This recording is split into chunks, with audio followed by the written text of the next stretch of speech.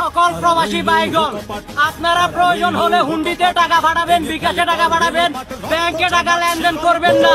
তোরা মায়ের বুক থেকে ছেলে মেয়েকে খালি করছো, তোরা প্রবাসীদেরকে পরিবারদের সাথে যোগাযোগ করা বন্ধ করছো, আমরা নেটওয়ার্ক বন্ধ করে প্রবাসীদের পরিবার থেকে বিচ্ছিন্ন করেছো, আমরা রেমিটেন্স বন্ধ করে তোমাদের অর্থনীতি ডাউন করে দিব। হ্যাঁ, যেহেতু নেটওয়ার্ক সব ডাউন করে দিছে, আমরা বিদেশিরাও বাংলাদেশের অর্থনীতি ডাউন করে দেন। প্রবাসী ভাই বোন সবাই বেঁধেছে জোট, রেমিটেন্স ব্যাংকে দিবে না, রেমিটেন্স ব্যাংকে দিবে না, সবাই মিলে দিছে ঘোষণা। আসসালামু আলাইকুম ভাই ব্রাদার, কি খবর সবার? দর্শক, প্রত্যেকটা প্রবাসী ভাই এবং বোনেরা আমাদের মাননীয় প্রধানমন্ত্রী বুকের উপরে একের পর এক বুলেট ছুটতেছে। কারণ কি, তারা একের পর এক ভিডিও বার্তা দিতেছে প্রবাস থেকে বেতন পেয়ে টাকা হাতে নিয়ে, যে আমরা আমাদের পরিবার যদি আগামী 1 বছর না খেয়েও মারা যায়, এরপর আমরা কোনো রেমিটেন্স বাংলাদেশে পাঠাবো না। যদি পাঠাতে হয় বিকাশে অথবা হুন্ডিতে পাঠাও, ব্যাংকের মাধ্যমে কোনো লেনদেন চলবে না, ব্যাংক বয়কট। না, এটা আমার কোনো কথা না, এটা প্রবাসী ভাইরা বলতেছে। তো চলুন আমরা প্রবাসী ভাইদের একের পর এক বুলেট মার্কা সেই ভিডিওগুলো দেখে আসি, তারা কি বলতেছেন বাংলাদেশের উদ্দেশ্যে রেমিটেন্স নিয়ে। চলুন আমরা সেই ভিডিওগুলো একের পর এক দেখে আসি, এরপর আমরা আরো গুরুত্বপূর্ণ কথা বলবো। কোনো প্রবাসীরা ভিখারি না, তারা হচ্ছে এক একজন এক একটা রেমিটেন্স যোদ্ধা। তাদের টাকা যদি দেশে না যায় তাহলে দেশটা কিভাবে চলে সেটাই দেখার বিষয়। কোনো এই যে রেমিটেন্স, বুঝছেন, দেশও টাকাও পাঠাইতাম না, দেশও যাইতাম না, ঠিক আছে? গেলাম না, দেশও না গেলে কি হইব? কিচ্ছু হইতো না, বুঝছেন না? ফিলিপিনে একটা বিয়ে করুম, এনে থেকে যাবো গা, বাস। দেশও না গেলে কি হইব? এই প্রবাসীরা কিছু করতে পারি আর না পারি, কিন্তু একটা কাজ করতে পারি, সবাই 3টা মাসের জন্য স্যালারি বন্ধ করে দেন। মায়দ্দি ফুলুস বাংলাদেশ, খাল্লি মজুদ আলাতুল ইন্তাস সাওয়া সাওয়া বাদ। প্রবাসীরা কিছু বাংলাদেশে যা হচ্ছে হোক, তাতে আমার কি? সেখানে তো আমার ভাই নেই, সেখানে তো আমার বোন নেই, সেখানে তো আমার সন্তান নেই। একথা যারা ভাবতেছেন, সময় পাল্টাবে। আজকে আরেকজনের, কালকে আপনার। বাংলাদেশে প্রবাসী ভাই বোনদেরকে অনুরোধ করবো, তারা রেমিটেন্সটা পাঠাবে, তাদের রেমিটেন্সটা অর্থ পাঠানোর যেন ব্যাংকে কোনো সমস্যা না হয়। কি রেমিটেন্স ভরে দিব।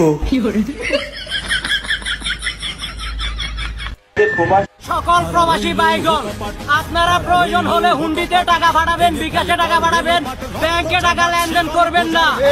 এই দেশে আপনার ভাই বোনের সম্মান নেই, ইজ্জত নেই, সেই দেশে ছাত্রদের মূল্য নেই, সেই দেশের জন্য আমরা ব্যাংকে টাকা পাঠাবো না। প্রয়োজন হলে আমরা হুন্ডি করব, বিকাশ করব। হাতে ফোন আছে, ফোনে এমবিও আছে, যথেষ্ট পরিমাণ টাকাও আছে, কিন্তু কথা বলতে পারতেছি না পরিবারের সাথে। এর দায়ভার অবশ্যই আপনাদেরকে নিতে হবে। খবর শুনছেন? প্রবাসীরা যদি ব্যাংকে টাকা না দেয়, প্রবাসীদের নাকি বলে দেশে যাওয়া বন্ধ করে দিব। যত হুমকি আসুক, টাকা কিন্তু বিকাশেই যাবে।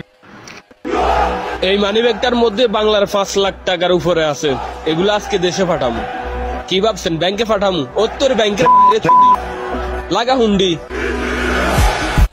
বাপ দাদার নাম নাই, সানমুল্লার বিয়ে হয়, কিছু না হইলেই নেট বন্ধ করে দেশ।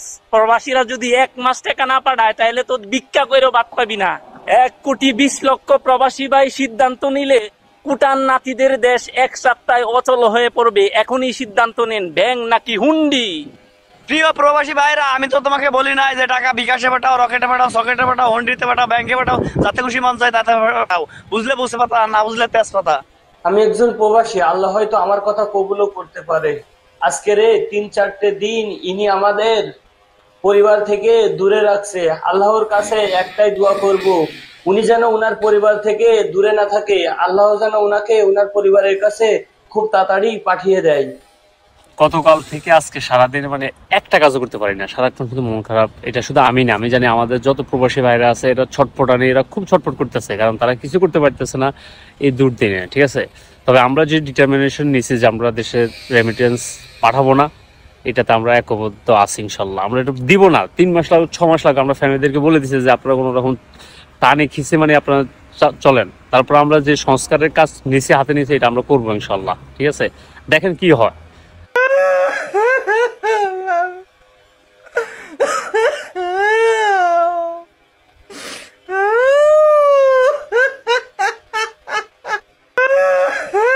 সকল প্রবাসী ভাইগণ, আপনারা প্রয়োজন হলে হুন্ডিতে টাকা পাঠাবেন, বিকাশে টাকা পাঠাবেন, 6টা দিন চলে গেল ভাই, বাড়ির খবর নিতে পারতেছি না ভাই। যাদের বাসা তো ওয়াইফাই আছে তারা শুধু কথা বলতে পারতেছে। জানি না আমার ছোট ছোট আদরের খোকা ভাইরা কিরকম আছে। প্রবাসীদের কোটাও নাই, প্রবাসীদের মেধাও নাই, আছে একটা বউ, সেটারও 3 দিন যাবত কোনো খোঁজ নাই। আরে ওই শখের নারী, তোমারে কইতাছি টাকা হুন্ডিতে দিব না ব্যাংকে দিব সেটা একান্ত আমার ব্যক্তিগত ব্যাপার। বিদেশ যখন আসার সময় ব্যাংকে গেছিলাম লোন নিতে, তখন তো আমার লোন দেন নাই। এখন আমি টাকা কি করব সেটা আমার ব্যক্তিগত ব্যাপার। বাংলাদেশ যদি হাসিনা মুক্ত হয় এবং ছাত্ররা যদি বিজয়ী হয়, আমি তোমার ঘরে গিয়ে একবার আমরা খরচ করে আসবো। আল্লাহ আল্লাহ তুমি আমার এই নিয়ত পূরণ করার তৌফিক দান করো আল্লাহ। আর এইভাবে মায়ের কোল খা। প্রবাসীদের উদ্দেশ্য করে বলতেছি, যতক্ষণ পর্যন্ত আমাদের রাষ্ট্র সংস্কার করা না হবে ততক্ষণ পর্যন্ত আমরা একটা প্রবাসী বাংলাদেশে ব্যাংকের মাধ্যমে টাকা পাঠাবো না, হোক না আন্দোলন প্রবাস থেকেও। সাবাস প্রবাসী কলিজারা, খেলা কিন্তু শুরু। দেশে কেউ ব্যাংকে টাকা পাঠাবে না, শুধু হুন্ডি চলবো। এই যে দেখেন, সপ্তাহের ব্যবধানে বাংলাদেশ ব্যাংকের বৈদেশিক মুদ্রার রিজার্ভ কমেছে 53 কোটি ডলারের বেশি।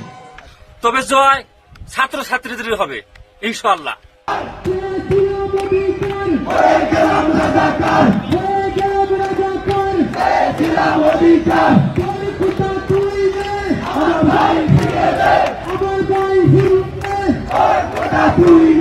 আমরা ইন্টারনেট বন্ধ করিনি, ইন্টারনেট বন্ধ হয়ে গেছে, ইন্টারনেট বন্ধ হয়ে গেছে।